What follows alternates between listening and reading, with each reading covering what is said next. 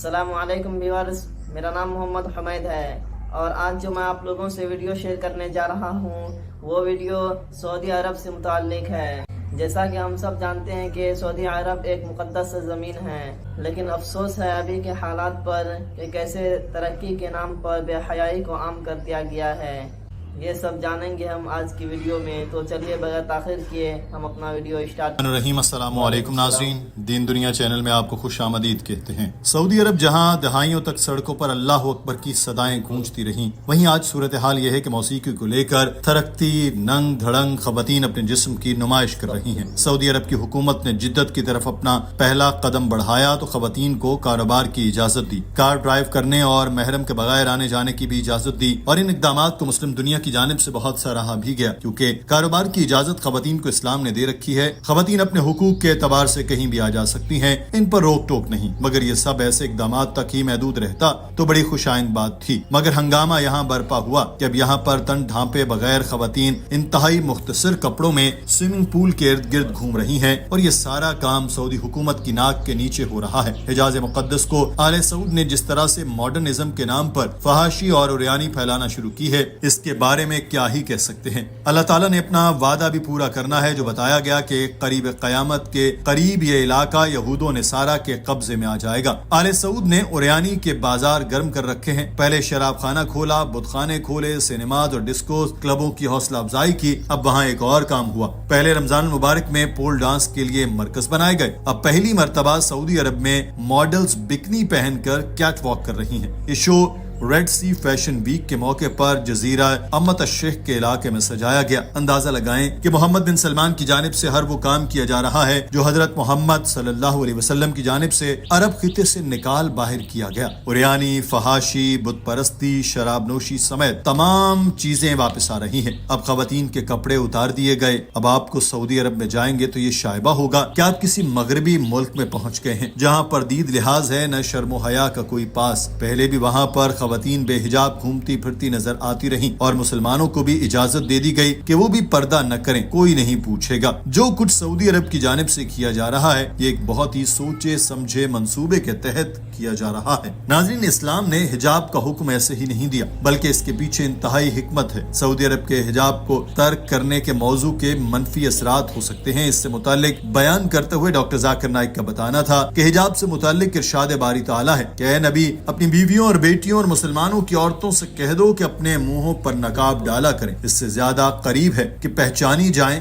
پھر نہ ستائی جائیں، اور اللہ بخشنے والا نہایت رحم والا ہے۔ قرآن کہتا ہے کہ عورت کے لیے حجاب کا حکم دیا گیا ہے تاکہ ان کی پہچان ہو اور یہ ان سے چھیڑ چھاڑ سے بچ جائیں۔ فرض کریں کہ وہ جڑواں بہنیں جو بہت خوبصورت ہیں اگر وہ راستے میں چل رہی ہوں، سعودی عرب کی سڑکوں پر چلتے ہوئے ایک خاتون نے حجاب کر رکھا ہے اور دوسری نے مغربی لباس پہنا ہے، اور کوئی بدماش ان کو دیکھتا ہے تو وہ یقیناً اس خاتون کو چھیڑے گا جو کہ مغربی لباس پہنے ہوئے ہے، کیونکہ جس خاتون نے اپنا آپ چھپایا ہے بدماش اس کی طرف راغب نہیں ہوگا، کیونکہ اس کو معلوم ہے کہ یہ لڑکی رسپانس نہیں دے گی۔ وہ مغربی لباس پہنے لڑکی کی طرف متوجہ ہوگا کیونکہ اس کے متعلق اس کو لگے گا کہ یہ اسے رسپانس ضرور دے گی۔ تو ایک طرح سے مختصر کپڑے پہننا کسی کو دعوت دینے کے مترادف ہے۔ Who is going to tease a girl? I am asking the question. Which girl will it tease?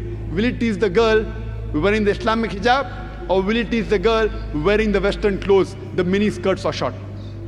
Which girl will it tease? Which girl? But natural, the girl wearing the Western clothes, the mini skirts or short. If you are inviting, then you will receive.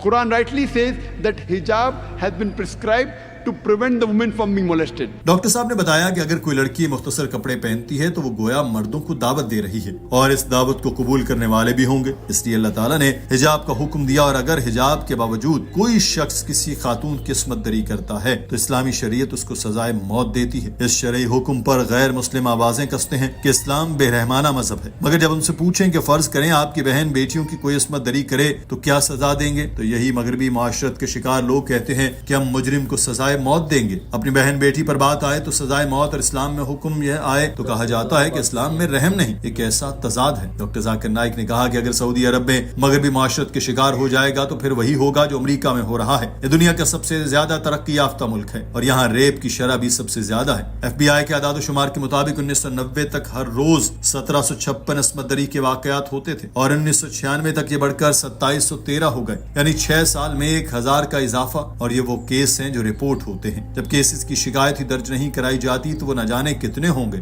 اور اگر آپ حساب لگائیں تو امریکہ میں ہر 32 second بعد ایک خاتون کا ریپ ہو رہا ہوتا ہے. اگر وہاں بھی اسلامی شریعت نافذ ہو جائے تو ریپ کے واقعات کم ہو جائیں گے. مگر یہ چیز امریکیوں کو راس نہیں آتی. مغربی معاشرہ جب عورت کی ترقی کا دعویٰ کرتا ہے, جب وہ خواتین کی آزادی کی بات کرتا ہے تو یہ جسم کے استحصال کی ایک چھپی ہوئی شکل ہے جس میں مغربی معاشرہ دراصل خواتین کی تذلیل کرتا ہے. ان کے لیے خواتین صرف لونڈیاں اور تتلیاں ہیں جو لذت کے متلاشی ہوس کے مارے افراد کے شکار ہو جائیں. یہ آرٹ اور کلچر کے رنگین پردے ڈال کر اپنی ذہن کی گندگی کو چھپانے کی ناکام کوشش کرتے ہیں. وہ اپنی بیٹیوں کو بیچ رہے ہیں, وہ اپنی ماؤں کو بیچ رہے ہیں اور یہ چیز ان کے اشتہارات میں بھی عیاں ہوتی ہے. موٹر سائیکلیں مرد چلاتے ہیں مگر اس کی تشہیر ایک خاتون سے کرائی جاتی ہے. مجھے ایک اشتہار کے بارے میں بتایا گیا جہاں BMW گاڑی کا اشتہار ہے. اس میں ایک خاتون بکنی پہنے کھڑی ہوتی ہے اور ساتھ میں گاڑی پارک ہوتی ہے. اس ایڈ پر لکھا ہے کہ ٹیسٹ ڈرائیو ہر. پڑھنے والے سمجھتے ہیں کہ یہ زومانی بات ہے. گاڑی کا کہہ رہے ہیں خاتون کی عزت ٹیسٹ ڈرائیو کہہ کر اچھالی جا رہی.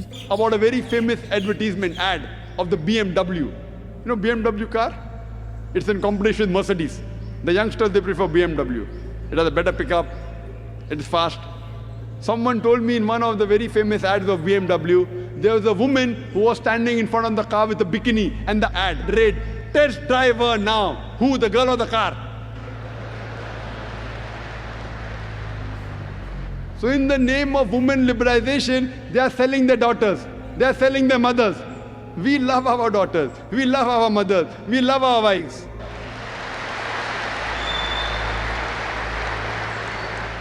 If the hijab subjugates the woman and protects her, we love this subjugation. We love this subjugation and we love this protection.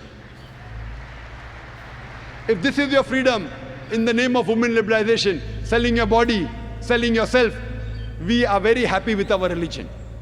Islam has prescribed women hijab to protect her and to uplift her. And we see today the same thing is happening in the Western world. Same thing what happened in Greek civilization, Roman civilization.